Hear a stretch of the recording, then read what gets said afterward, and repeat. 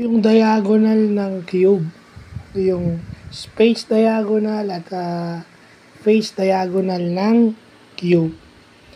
Napakadali naman nung face diagonal at saka space diagonal eh. Arc cosine lang yun. So usually 35.26 yung angle na namimit niya. So ang kukunin mo na lang is yung side length.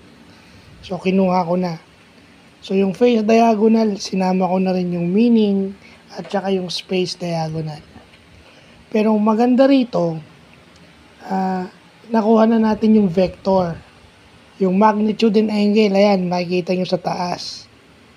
Nakita natin, ginawa na natin sarili. Example, madali lang naman. Pero, nahirapan tayo dun sa dot product. Yung dot product is yun yung ginagamit para makuha mo yung mga vertices ng cube. Yun yung ginagamit. So, siguro by tomorrow, gagamitin natin tong dot product sa cube. No? At syempre, kukunin natin yung angle na nami-make nung dot product. Tulad ng ginawa natin. No?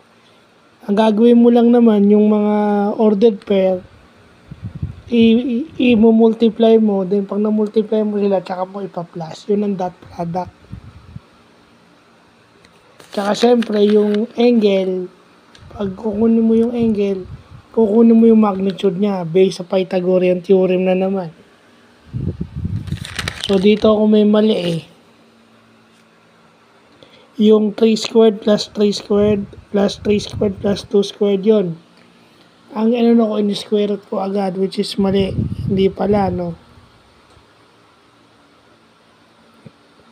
Ang gagawin mo is, i-multiply mo lang sila, ay ipa-plus mo lang sila, then tsaka mo siya i-square root, di ba? May mali pa nga konti eh. Pero parang nakuha na natin yung way. No? Itatama ko na lang pagkatapos ng video na to. Hindi ko naman sinasabi na tama na to, pero meron lang tayo na at least nakukuha na natin.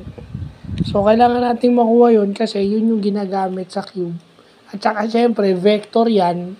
So, as a computer science graduate, related yan sa computer graphics.